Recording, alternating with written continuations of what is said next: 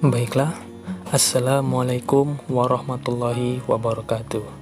Di sini saya Ahmad Maulana Nasution, mahasiswa program studi Tadris Biologi 3 semester 4 akan membawakan materi mengenai sistem respirasi. Nah, sebelum masuk ke materinya, kita ketahui dulu apa itu sistem respirasi. Nah, sistem respirasi ini bisa disamakan dengan sistem pernafasan, yaitu adalah suatu proses mulai dari pengambilan oksigen, pengeluaran karbohidrat, hingga penggunaan energi di dalam tubuh. Manusia dalam bernafas menghirup oksigen dalam udara bebas dan membuang karbon dioksida ke lingkungan. Sistem pernafasan ini pada dasarnya dibentuk oleh jalan atau saluran nafas dan paru-paru beserta pembungkusnya, dan rongga dada yang melindunginya. Di dalam rongga dada terdapat juga jantung di dalamnya. Rongga dada dipisahkan dengan rongga perut oleh diafragma. Respirasi pada hewan merupakan proses yang diatur oleh saraf untuk mencukupi kebutuhan dan oksigen dan membuang karbon dioksida secara efektif. Pengaturan respirasi dapat berlangsung secara kimiawi maupun saratif. Pada dasarnya, pengaturan tersebut dimaksudkan untuk menjaga keseimbangan kadar oksigen dan karbon dioksida dalam tubuh. Hal ini penting karena kekurangan oksigen maupun kelebihan karbon dioksida dalam darah ataupun cairan tubuh akan mengganggu proses fisiologis secara keseluruhan. Nah, selanjutnya alat-alat respirasi. Yang pertama ada rongga hidung, yang kedua pangkal tenggorokan atau faring, yang ketiga laring, yang keempat bronkus, yang kelima bronkiolus, dan yang keenam alveolus. Nah, yang pertama rongga hidung.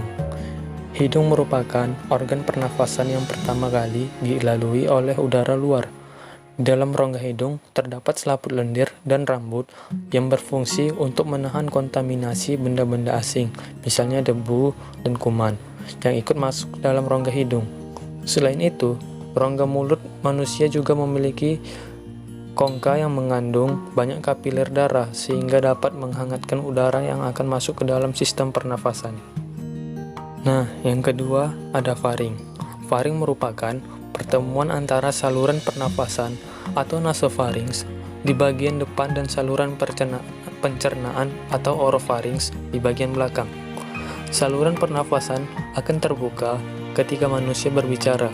Oleh karena itu, jika kita makan sambil berbicara, memungkinkan makanan akan masuk ke dalam saluran pernafasan. Hal ini biasa disebut dengan tersedak.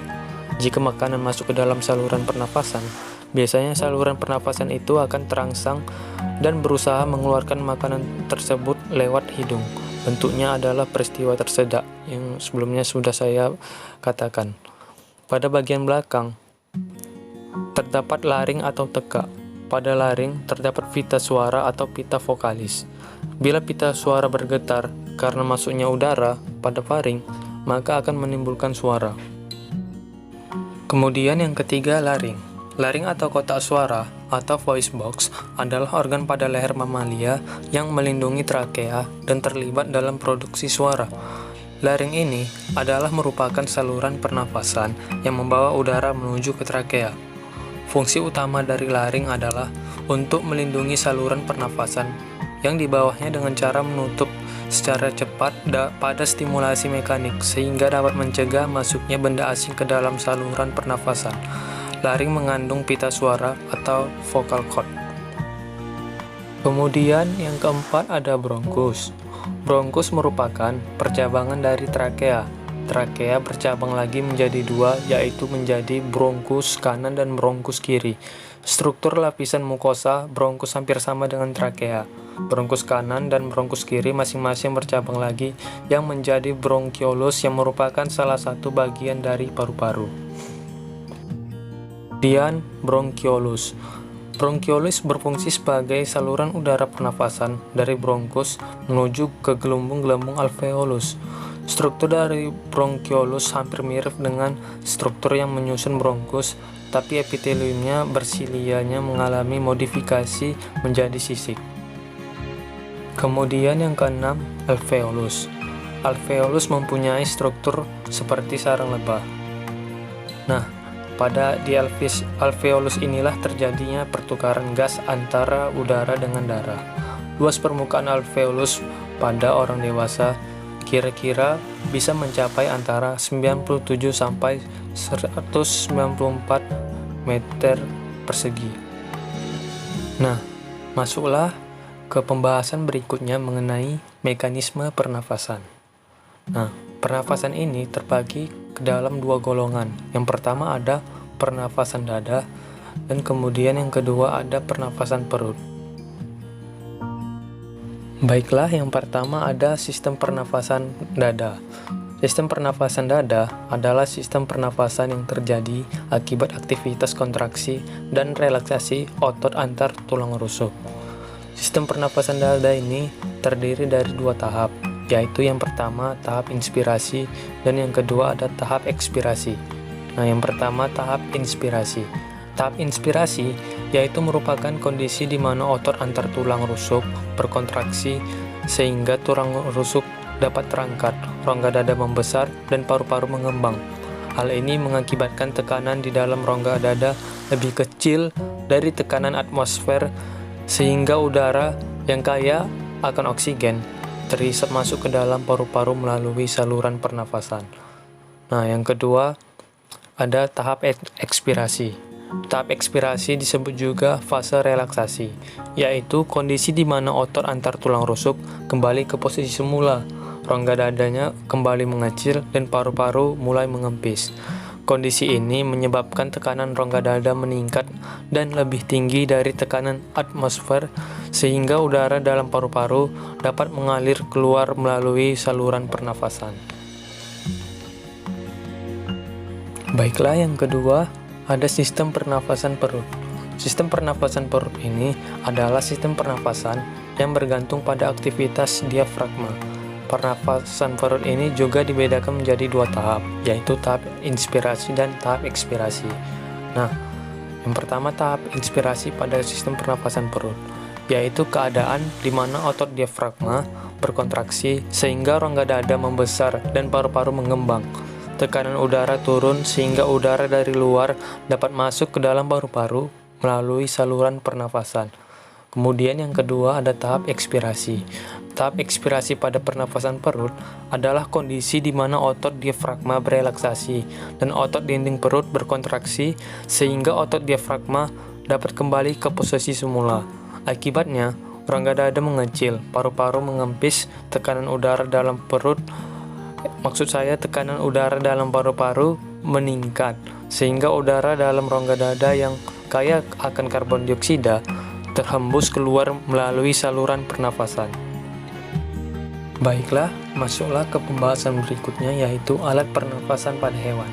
Nah, alat pernafasan pada hewan ini terdiri dari bermacam-macam, yaitu yang pertama ada paru-paru, insang, kulit, dan trakea.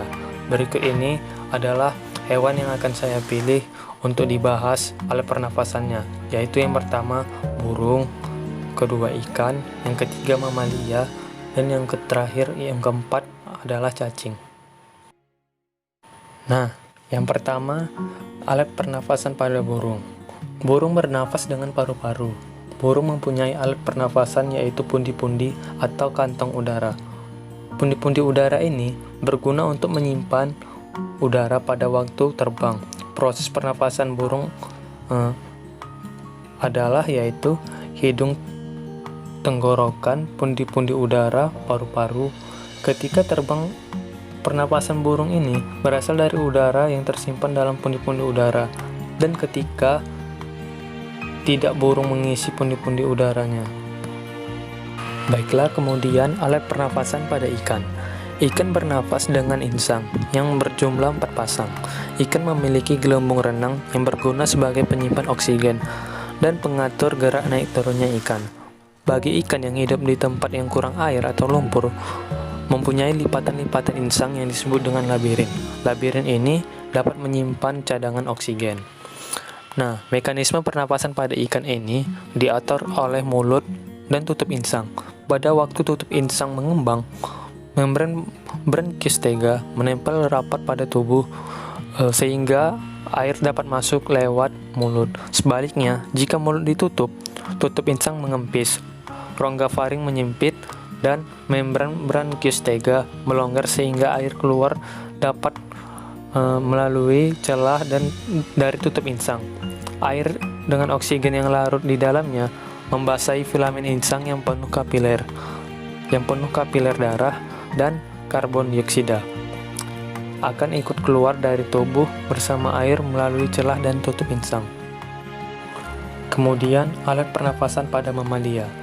Nah, semua hewan mamalia ini, baik mamalia darat maupun mamalia air, bernafas dengan paru-paru. Nah, contohnya lumba-lumba dan paus. Lumba-lumba dan paus ini mengeluarkan kepalanya ke permukaan air untuk menghirup udara, dan setelah lama dia menyelam kembali ke permukaan air untuk menghembuskan udara lembab dan hangat dari paru-paru. Kemudian yang terakhir adalah alat pernafasan pada cacing. Cacing ini tidak mempunyai alat pernafasan. Maksud saya, cacing tidak mempunyai alat pernafasan khusus karena cacing bernafas dengan permukaan kulit tubuhnya yang basah ataupun lembab. Baiklah, sekian dari presentasi saya mengenai sistem respirasi pada hewan. Mungkin ini saja yang bisa saya sampaikan. Lebih kurangnya saya mohon maaf apabila ada salah kata maupun perbuatan. Terima kasih sudah menonton video saya. Semoga bermanfaat bagi kita semua. Syukron.